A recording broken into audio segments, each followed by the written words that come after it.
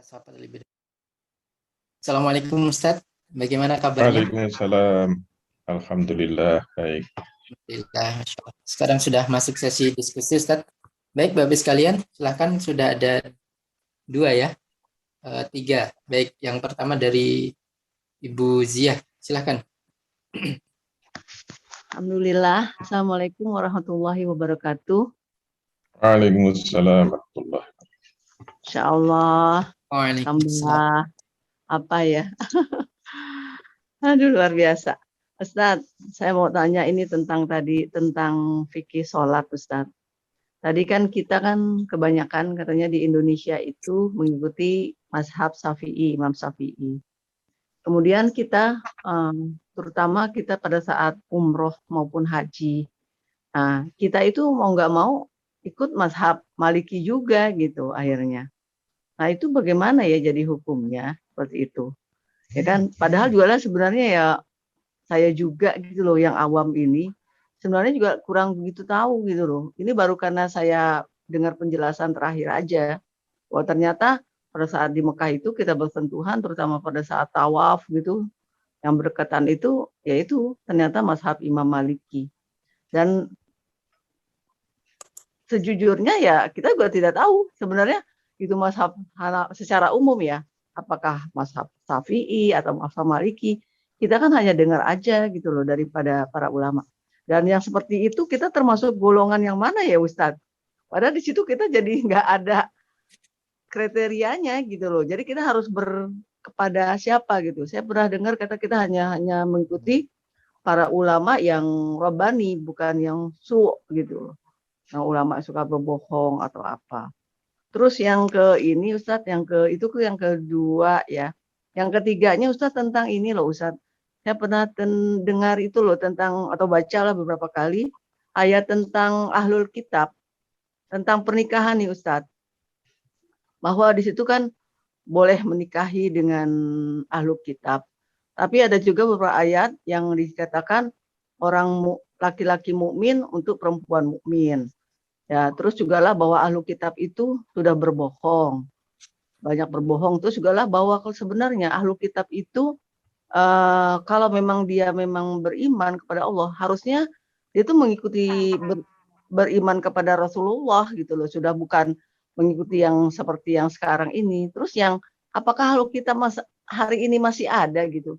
Karena ada kemarin saya dengar ustazah itu ada menjelaskan bahwa itu ayat itu tetap ada gitu loh. Jadi berlaku masih seorang laki-laki boleh menikahi perempuan yang notabene bukan beragama Islam. Karena kan dia menganggap kalau dia beragama Kristen berarti dia seorang ahlu kitab Nabi Isa gitu loh. Kalau dia beragama Yahudi dia adalah ahlu kitab Nabi Musa, seperti itu Ustadz. Itu doang Ustadz, mudah-mudahan saya bisa dapat penjelasannya. Terima kasih. Wassalamualaikum warahmatullahi wabarakatuh. Waalaikumsalam warahmatullahi Waalaikumsalam warahmatullahi wabarakatuh.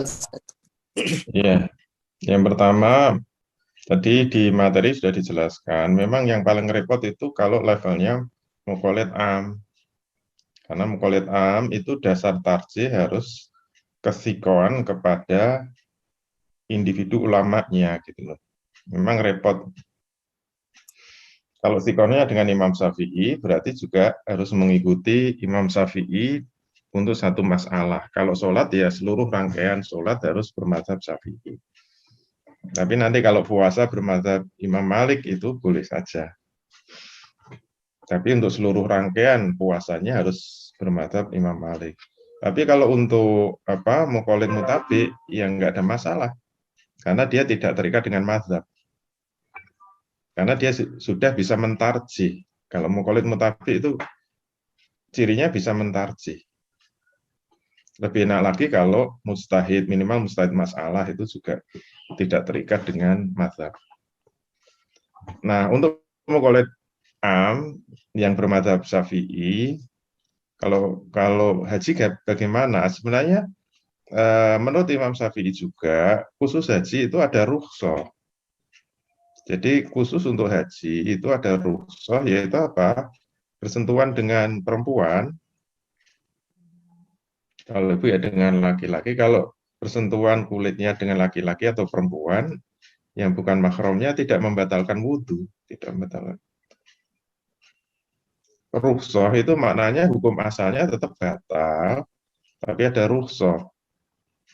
Itu Imam Syafi'i juga seperti itu. Jadi kalau kita menganggap itu tidak batal, bukan berarti pindah mazhab, bukan terus pindah ke mazhab Imam Malik gitu.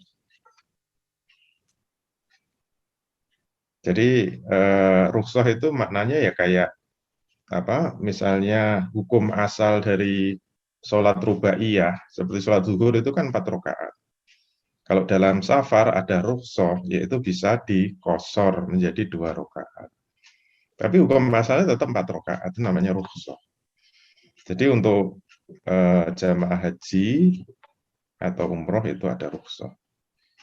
Karena ada dalil khusus untuk di Masjidil Haram. Kurang lebih begitu ya, Allah Allah. Terus yang kedua apa tadi? Tentang pernikahan ahli kitab, Ustaz. Oh iya, yang dimaksud ahli kitab itu Yahudi dan Nasrani. Sampai sekarang ya tetap ahli kitab. Jadi yang disebut orang kafir itu memang ada 2 golongan. Innalladzina kafaru min ahlil kitabi wal musyrikin. Jadi orang kafir itu ada ahli kitab, ada orang musyrik. Nah, yang dimaksud ahli kitab itu adalah Yahudi dan Nasrani. Sedangkan orang musyrik ya sekarang kayak Hindu, Buddha, Konghucu, Sinto itu musyrik. Oleh karena itu, secara fikih kalau ada laki-laki muslim menikah dengan wanita ahli kitab itu sah. Tapi kalau dibalik tidak sah. Perempuannya muslimah, laki-lakinya ahlul kitab tidak sah. Itu fikihnya begitu. Dan itu sampai hari kiamat nggak berubah karena ayatnya juga nggak akan berubah. Nanti kalau khilafah tegak, warga negara nanti ya kafir dhimmi itu ya ahli kitab sama orang musyrik. Nanti hukumnya akan beda dengan yang warga negara muslim. Itu disebut ahli kitab. Dan dia wajib membayar jizyah. Seperti itu. Fikihnya nggak berubah. Gitu ya, Allah. Maaf ini si kecil pengen digendong. Pun sukanya sama. Ini saya juga sama lagi sama si kecil juga. Sama Cimo. Aduh. Iya, Ustadz. Itu masih dengan tadi yang pertanyaan kedua. Ya kan? Nah, itu kan dengan ayat-ayat yang selanjutnya Ustadz, bahwa ahli kitab itu banyak berbohong, bahwa ahli kitab itu harusnya berimannya kepada Rasulullah, karena kan Rasulullah itu adalah sebagai penyempurna. Yang seperti itu apakah suatu bukan menjadi penghalang kita buat supaya janganlah walaupun laki-laki janganlah menikahi seorang perempuan ahli kitab, karena juga lah sekarang ini kan mereka yang beragama Nasrani kan sebenarnya ya bukan paham betul dengan ajaran Nabi Isa gitu loh, tapi sudah tercampur juga dengan dogma-dogma para pendeta, para agama mereka, dan mereka juga punya misi juga gitu loh, bahwa ya berusaha juga dinikahi sama laki-laki muslim untuk juga dia punya misi besar juga untuk membalik arah gitu loh, seperti itu.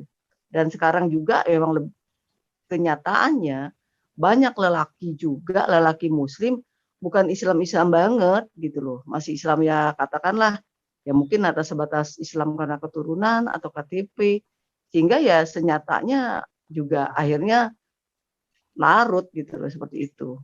Dia jadi bukan seorang ahli kitab yang benar, juga lah bukan yang laki-laki juga lah bukan muslim yang benar gitu pada ajarannya. Gimana tuh Ustadz? Iya, kalau bicara fikih, kita bahas fikih itu apa? Sudah kita bahas yang namanya hukum syariat, terutama muamalah itu hanya dihukumi zahirnya gitu. Karena Nabi mengatakan nahnu nahkumu bidzahir. Kita ini umat yang suruh menghukumi urusan muamalah itu zahirnya saja, tidak menghukumi batin gitu loh. Jadi misalnya jual beli kalau rukun dan syaratnya terpenuhi ya sudah sah. Tapi kalau penjualnya misalnya merasa, wah sebenarnya saya itu apa dalam batinnya ya, sebenarnya saya itu keberatan dengan harga segitu. Misalnya beli handphone saya ini 5 juta. Secara zahir dia mau nggak 5 juta, mau setuju, ya sudah dibeli 5 juta. Kalau batinnya dia gerundel, wah sebenarnya kemahalan, itu tidak menimbulkan batalnya jual beli. Jadi muamalah itu bicara sah atau batal, tidak menilai batin. Kalau batin itu urusan akidah, urusannya langsung kepada Allah. Jangankan dengan non muslim ya, sesama muslim itu kan nikah itu bisa niatnya macam-macam. Misalnya saya niat cari nikah, cari janda sudah tua tapi kaya raya. Kalau akan nikahnya rukun syaratnya terpenuhi itu sah, walaupun saya niatnya itu cari hartanya misalnya. Niatnya itu ya tidak membuat itu batal. Terus digawe loro atine terus cepat mati. Itu urusannya dengan Allah. Ya dosanya dengan Allah, tapi bukan membuat apa nikahnya terus batal. Jadi menentukan batal tidaknya itu tidak ada hubungannya dengan niat. Jadi kalau tadi dikatakan misalnya ahli kitab itu tukang bohong. Ya, memangnya orang Islam nggak tukang bohong. Ngelamar anak gadis ngaku-ngakunya masih perjaka. Itu namanya bohong. Padahal dia sudah punya istri, ngakunya perjaka. Apakah kemudian itu nikahnya batal? Kan enggak batal. Bohongnya tetap dosa. Tapi selama rukun syaratnya terpenuhi ya enggak batal walaupun dia bohong. Bukan terus kalau dia itu tidur dengan istrinya terus jadi zina. Karena kalau batal disebut zina. Karena kebohongan ketika ngelamar itu tidak membuat batalnya pernikahan. Terus kalau ahli kitab itu harus beriman kepada Rasul, ya kalau dia beriman jadi Islam dong. Tidak bisa disebut ahli kitab. Kalau dia beriman kepada Allah, beriman kepada Muhammad sebagai Rasul, ya selesai, itu jadi Muslim, bukan jadi ahli kitab. Jadi yang disebut ahli kitab memang tidak mau beriman kepada Muhammad sebagai Rasulullah, nggak mau dia. Itulah yang disebut ahli kitab. Kemudian urusan ini nanti ada misi untuk memurtadkan dan sebagainya, yaitu urusan penjagaan akidah dan sebagainya. Kalau laki-lakinya itu imannya lemah, ya jangan boleh dong nikah sama orang Kristen. Yaitu urusan penjagaan dan sebagainya, itu nggak ada hubungannya sah atau tidaknya pernikahan. Karena kalau memang dia imannya kuat, ya mestinya secara teoritis yang manut, yang nurut, itu nanti istrinya bisa masuk Islam. Itu mungkin hanya hikmah di balik itu. Tapi nggak ada jaminan, itu hikmah menurut akal, bukan hikmah menurut syariat. Karena hikmah itu sebenarnya harus ada dalilnya. Ya hikmah otak-atik akal kita saja. Ya diharapkan kalau yang laki-laki muslim itu lebih kuat sehingga bisa membawa istrinya jadi muslimah gitu loh. Tapi kalau laki-laki lemah, tetangga saya ya katut itu, laki-lakinya akhirnya katut, kalah sama istrinya. Tapi bukan membuat nikahnya awal dulu terus tidak sah. Kalau sudah gitu ya jadi murtad semua, jadi murtad. Kalau tidak sah itu masih dihitung maksiat, masih ada harapan masuk surga. Tapi kalau sudah murtad kan neraka selama-lamanya. Yaitu persoalan lain, bukan berarti itu tidak penting. Tapi kalau bicara fikih memang ya begitu, saklek gitu. Karena bicara sah tidak. Tapi Islam tidak cuma bicara sah atau tidak, ya ada bicara akhlak, ada bicara akidah, ada bicara iman, itu banyak gitu loh. Islam itu lengkap. Tapi ya kita harus tahu duduk persoalannya. Karena mengatakan tidak sah itu berat loh konsekuensinya. Itu dianggap zina terus selamanya. Karena antara tidak sah dengan haram itu beda. Itu sudah kita bahas kan, bedanya hukum wad'i, pelanggaran hukum wad'i dengan pelanggaran hukum taklifi. Konsekuensinya beda. Kalau kita mengatakan batal itu jauh lebih berat dari hanya mengatakan haram. Contohnya dulu kan nempeleng istri itu haram, tapi tidak membatalkan pernikahan. Tapi kalau akad nikahnya tidak sah, misalnya yang laki itu kafir atau Kristen, yang perempuan muslimah, ya itu disebut batal, maka dihitung walaupun harmonis rukun itu berzina terus selamanya, dan anaknya itu anak haram. Bapaknya nggak bisa jadi wali itu kalau anaknya muslim, nggak bisa. Muslimah ya kalau mau nikah, karena itu bukan bapak syar'i tapi bapak biologis. Nah, itu konsekuensi sah batal begitu. Beda dengan halal haram. Gitu ya, Allah. Baik, Ustaz, satu lagi yang kaitkan dengan itu, bahwa lelaki mukmin buat perempuan mukmin. Lalu gimana? Ya itu Perempuan mukmin sebaiknya, laki-laki mukmin. iya. Kalau Kan bicara fikih itu kan harus sampai titik ini syarat dan rukun. Tidak bisa hanya satu ayat, dua ayat terus. Itu bukan apakah berarti ayat himbauan atau sudah masuk keharaman gitu loh. bukannya itu berarti perintah yang terakhir, Ustadz. Lelaki mukmin untuk perempuan mukmin untuk laki-laki mukmin, itu bukan berarti perintah. Kemudian ayat yang membolehkan dengan menikah dengan ahlu kitab, laki-laki dengan ahlu kitab, itu berarti sudah seperti masa lampau, seperti waktu kedudukan itu loh Ustaz, kedudukan yang mengharamkan, mana sih? Bentar. Iya, itu Mengharamkan kalau saya sebagai mukallid, saya nggak berani melampaui mustahid. Karena saya nggak ahli di bidang pernikahan. Saya nggak pernah meneliti ayat-ayat nikah. Saya hanya ketemu jadinya. Kalau sudah dirumuskan secara fikih oleh ulama, berarti itu sudah ditarjih kayak tadi. Sudah ada mentarjihkan. Cuma saya nggak menguasai kalau urusan nikah, ya ketemu hasil fikihnya apa, seperti itu. Kalau ulama mustahid sudah mengatakan sah, itu sudah diperiksa semua gitu. Nah, ini pentingnya kita belajar tarjih kan seperti itu. Tidak bisa kayak tadi satu hadis, dua hadis menyimpulkan. Karena istri saya itu punya teman sama-sama wali santri yang pemahamannya pokoknya keluar harus ada mahram.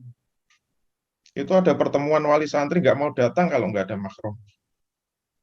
Itu padahal cuma satu kota, paling hanya berapa menit naik motor. Nggak pernah datang.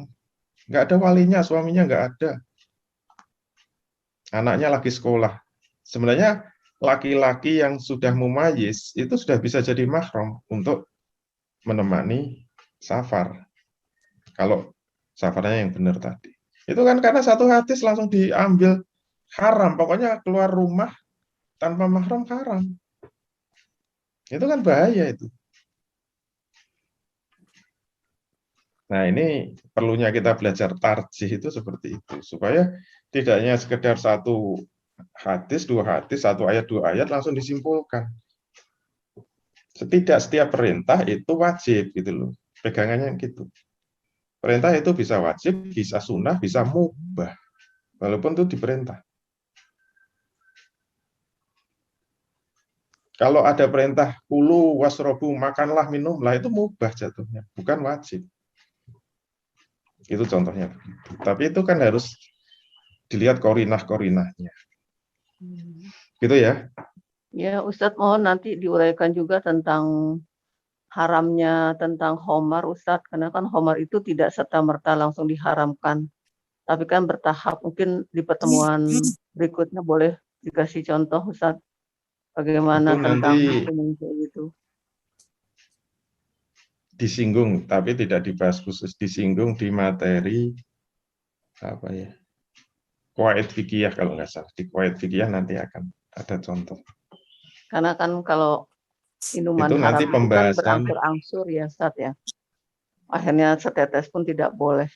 Kesimpulannya Iya. seperti itu. Ya kita singgung tapi tidak kita bahas secara khusus. Itu di materi dalil-dalil syar'i, dalil-dalil syar'i nanti ada. Insya Allah dalil-dalil syar'i. Ya, jadi berbeda ya memahami antara minuman haram dengan pernikahan hukumnya. Kan terbalik kan berarti. Nanti Kalau pembahasannya tidak semua hukum itu ada ilatnya. Tidak semua hukum. Khomer itu termasuk hukum yang tidak ada ilatnya, tidak ada ilatnya. Termasuk riba itu enggak ada ilat. Karena kalau hukum ada ilatnya, berarti kaidahnya berlaku nanti. Al-hukmu yaduru bi illatihi. Hukum itu akan berputar mengikuti ilatnya. Kalau ilatnya ada, hukumnya ada. Kalau ilatnya enggak ada, hukumnya enggak ada.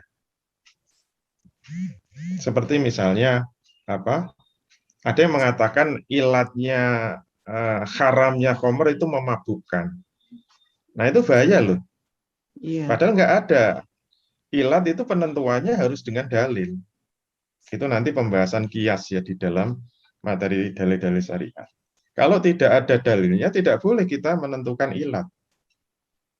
Bahaya itu. Jadi jangan mengatakan haramnya khamr itu karena memabukkan. Karena hadis, kenapa? Karena hadisnya tegas. Al-khamru haramun li'ainihi.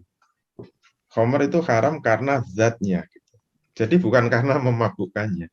Nanti kalau itu jadi ilat, orang minum khamr nggak mabuk, berarti nggak haram. Kan? Sebaliknya naik bis kalau mabuk haram. Karena muncul ilatnya memabukkan. Naik bis muntah-muntah haram itu.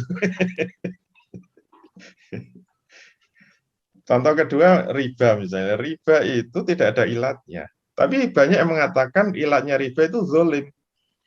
Karena gara-gara ada la tadzlimuna wa la tuzlamun. Padahal itu bukan ilat dan tidak. Karena menarik ilat itu ada tata caranya. Jadi haramnya riba bukan karena zolim. Karena kalau dianggap ilat, berarti kalau kalau bunganya kecil dianggap tidak menzolimi, berarti itu halal gitu loh. Nah, itu enggak boleh. Jadi riba itu haram. Kenapa? Karena setiap tambahan dari utang piutang itu adalah riba. Kullu qardin jarra manfaatan bahwa riba. Setiap manfaat yang muncul dari qard utang piutang itu adalah riba. Nah, itu pembahasan ilat yaitu disinggung di materi kias. Gitu ya, Allah. Jazakillah khairan, Ustaz. Baik, begitu ya, Bu. Kita pahami. Kita berlanjut ke pertanyaan selanjutnya dari Bu Heni ya. Silakan. Terima kasih. Assalamualaikum warahmatullahi wabarakatuh. Waalaikumsalam. Kita ini posisinya murid-muridnya Ustadz ini kan mukholid am. Untuk menjadi bahkan di luar itu kali Bu masih belum iya makanya Bu Sia ini kan begini Ustadz, kita harus selama ini yang kita sering dengar itu kita harus ikut ulama yang disolimi penguasa gitu, berarti dia ulamanya lurus gitu. Tapi ternyata setelah kita belajar di sini, ulama-ulama yang aswaja sekalipun masih banyak yang mendukung demokrasi misalnya. Nah, kita kan jadi kaget juga, aduh ternyata ulama ini pendukung demokrasi, berarti kita nggak bisa ikut ininya dia gitu, ajarannya yang disampaikan gitu. Nah, untungnya kita udah belajar di sini sehingga langsung bisa langsung bisa memilah, oh berarti kita harus dalam posisi yang seperti apa gitu. Nah, yang jadi pertanyaan saya, melihat seperti itu sebaiknya kita ya menjaga jarak aja, atau kan begini, kadang-kadang kita melihat orang itu kalau udah ulama ini omongannya udah ngaco, kita nggak usah denger gitu misalnya. Atau kita dalam posisi yang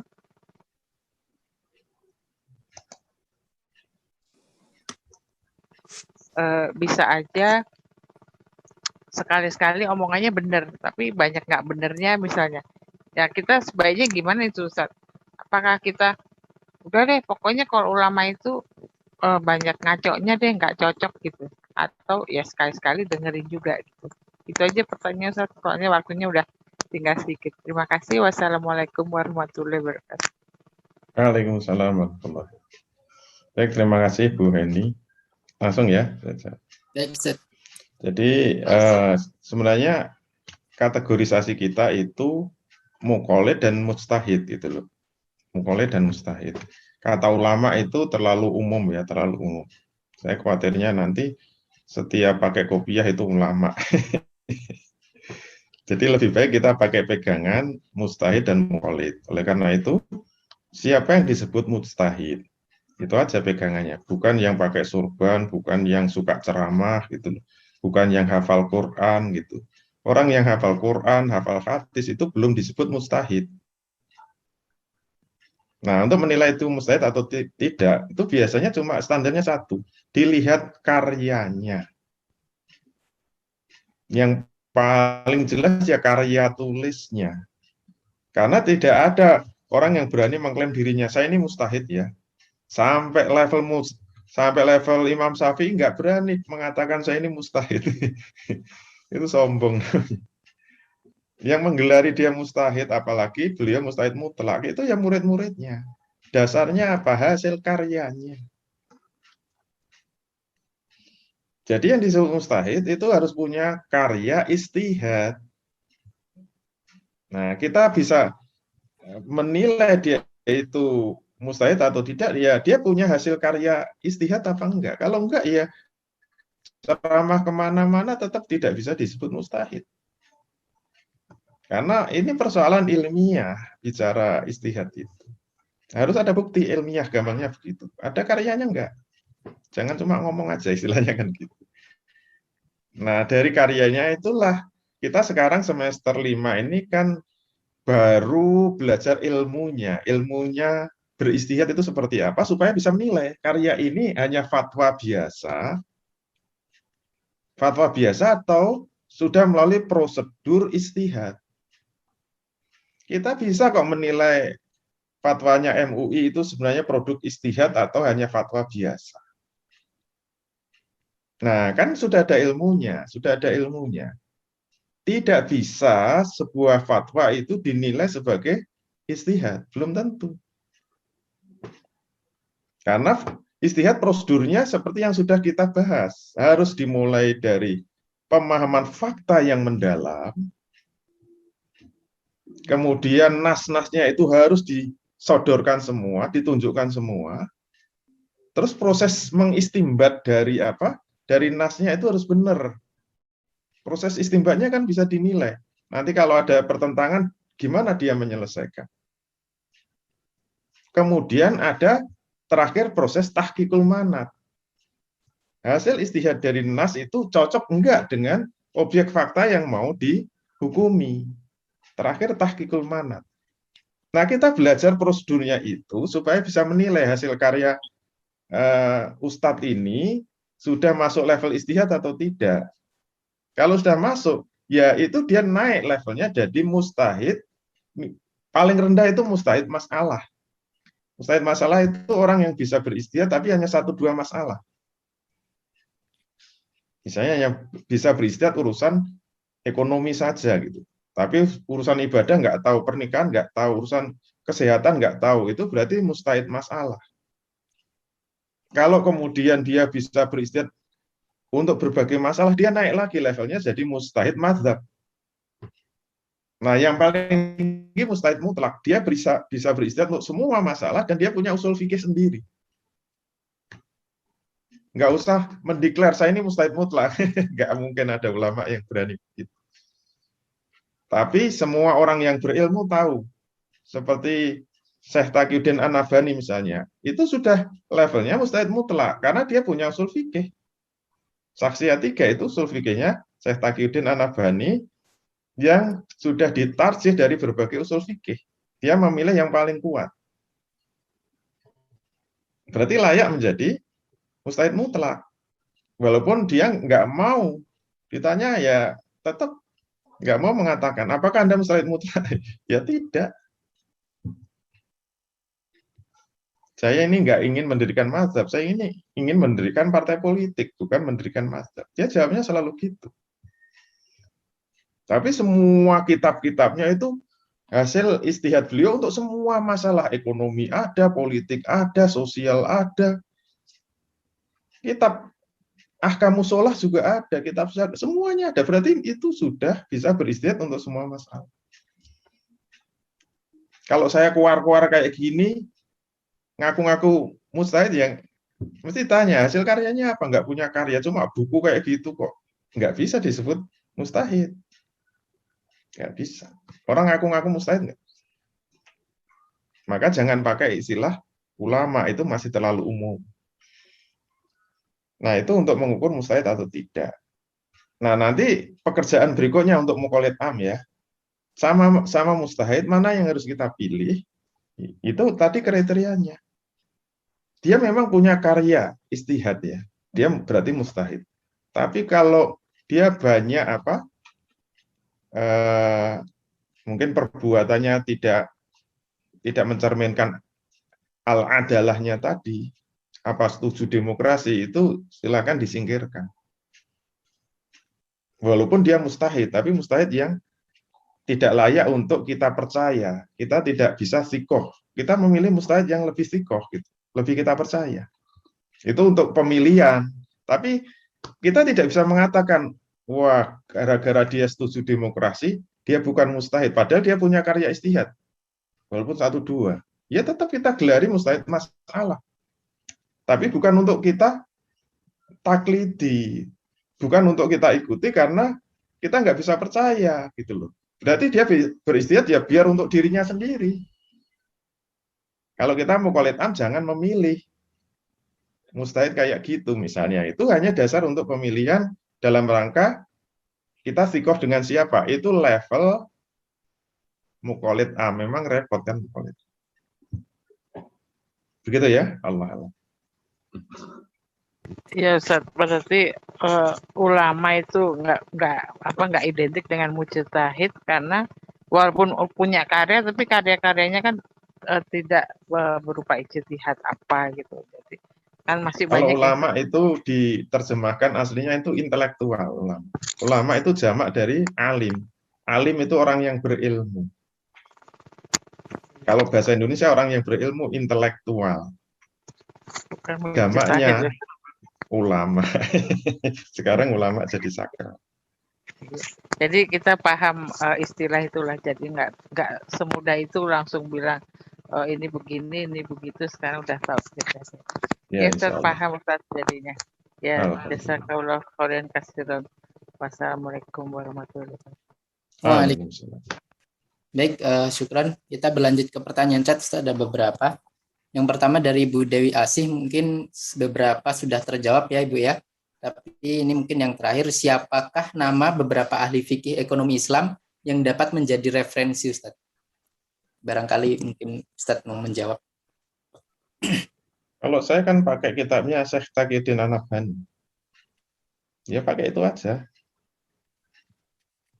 Saya belum ada buku yang bisa lebih lengkap, lebih dalam, lebih detail dari bukunya beliau. Tapi bukunya tidak hanya satu ya, bukunya yang berhubungan dengan ekonomi banyak. Cuma kadang-kadang nggak pakai nama dia. Kayak Siyasah Iqtisadiyah Muslah. Siyasah Iqtisadiyah Muslah itu karangannya Abdurrahman Al-Maliki. Itu ternyata Syekh Taqiyuddin An-Nabhani. Karena dulu waktu itu semua buku karya beliau itu diburu untuk disita, dibakar. Dilarang mengkaji buku-bukunya Syekh Taqiyuddin di Timur Tengah sana. Makanya beliau kalau ngarang terus pakai nama lain. Seperti buku Fikrul Islam, itu karangan Muhammad Ismail. Itu ternyata ya Syekh Taqiyuddin An-Nabhani. Gara-gara namanya itu jadi apa? Jadi ya jadi monster lah bagi penguasa yang dulu. Diburu, orangnya ya diburu, Kak. Hasil karyanya ya nggak boleh dipelajari. Nah, itu yang saya pakai. Jadi bukan karya saya, tapi saya merujuk kepada beliau. Kalau murid-muridnya banyak, tapi kalau murid merujuknya ke sana ya levelnya ya kayak saya, sama-sama murid. Cuma bedanya kalau itu orang Timur Tengah karyanya bahasa Arab, kalau saya bahasa Indonesia. Saya bukan mustahid, jadi hanya muqallid aja. Gitu ya, Allah. Baik, syukur. Lanjut ke pertanyaan selanjutnya, ini dari Bapak Budi. Ustadz, larangan wanita bepergian sehari semalam tanpa dibandingi mahramnya, sehari semalam itu lama perjalanannya atau lama meninggalkan rumahnya, Ustadz? Jika maknanya waktu perjalanan, dengan moba pesawat terbang sangat jauh jarak yang memungkinkan wanita bepergian tanpa mahram bisa dilakukan. Dan berlanjut ke pertanyaan Bu Dewi lagi mengenai bolehkah wanita bepergian jauh, misalnya naik kereta sendirian yang dituju bertemu dengan mahramnya, gitu Ustaz. Iya, jadi kita harus paham untuk safar wanita itu menggunakan waktu ya, batasnya waktu, bukan jarak, Jarak itu untuk batas sholat. Jadi kebolehan menjamak dan mengqashar sholat itu batasannya jarak, termasuk puasa. Jadi jaraknya itu berapa? Kira-kira 88, berapa. Itu kalau dibulatkan ya 89 km. Itu sudah boleh menjamak mengqashar. Walaupun terbangnya cuma 1 jam, Jogja-Jakarta itu sudah boleh menjamak mengqashar. Beda dengan safar wanita. Kalau wanita itu pergi ke Solo itu paling cuma 60 kilo. Tapi jalan kaki sampai di sana 25 jam itu sudah wajib dengan mahram. Walaupun jaraknya cuma 40 kilo. Misalnya Bogor, Jakarta, 40 kilo. Kalau jalan kaki itu 24 jam lebih ya wajib pakai mahram. Tapi kalau terbang Jakarta Tokyo itu 7 jam, nggak pakai mahram nggak apa-apa. Karena batasannya waktu, bukan jarak. Itu yang pertama. Yang kedua, safar itu tergantung niatnya. Misalnya saya dulu ke Malaysia, saya niat safar. Sampai di Malaysia, saya masih niat safar. Maka selama saya di Malaysia, saya bisa menjamak mengqashar. Saya biasanya di Malaysia sekitar 2 minggu, terus pulang, nanti berangkat lagi. 2 minggu jamak qashar terus bisa, karena masih niat safar. Berarti belum niat mukim. Tapi begitu sampai kalau kita sudah niat mukim, sudah nggak bisa jamak qashar. Nggak bisa. Termasuk safar wanita tadi. Misalnya saja ke Jakarta. Jogja-Jakarta 1 jam. Nggak perlu pakai mahram. Sampai Jakarta, dia niat mukim nggak? Kalau belum niat mukim, nanti dihitung terus sampai balik lagi. Berarti dosa dia kalau lebih dari 24 jam tanpa mahram. Makanya kalau terbang ke Jakarta 1 jam sampai Jakarta, misalnya dia tinggal Jakarta sehari atau 2 hari, harus diniatkan mukim. Berarti nggak boleh jamak qashar. Tapi dia mukim berarti sudah bukan safar kan? Nanti pulang lagi kan safar lagi. Sholatnya bisa dijamak, tapi tidak perlu pakai mahram. Mahasiswa juga begitu. Mahasiswa kalau safar, misalnya mau kuliah di Jogja, itu sampai Jogja harus diniatkan mukim. Kalau enggak, dia harus ada bapaknya nongkrongi di Hamfara terus kuliah. Kenapa? Karena dia menganggap itu masih safar. Ya bapaknya harus ikut kuliah itu. Karena dia tidak meniatkan mukim di Jogja. Memang bisa jamak qashar, tapi nggak boleh kalau tanpa mahram. Nah, itu untuk menentukan safar itu tergantung niat. Gitu ya, Allah. Baik, insya Allah jelas ya, Bapak sekalian. Terakhir Ustadz dari Bu Leila Wibowo. Ustadz izin bertanya untuk kami yang awam, jadi tahapan awal adalah melihat sifat muamalah dulu. Apakah itu halal, berlanjut, kemudian ke bendanya.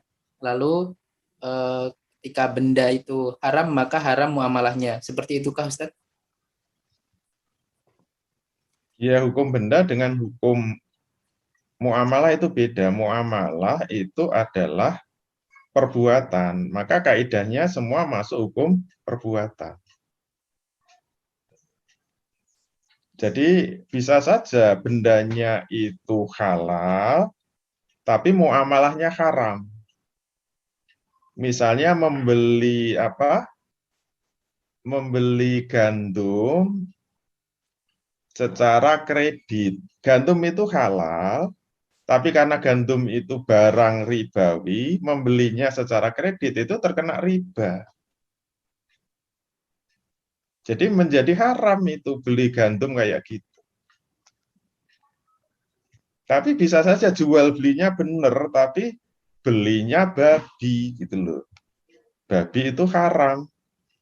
Walaupun jual belinya benar, muamalahnya itu halal, bendanya haram, itu tetap haram.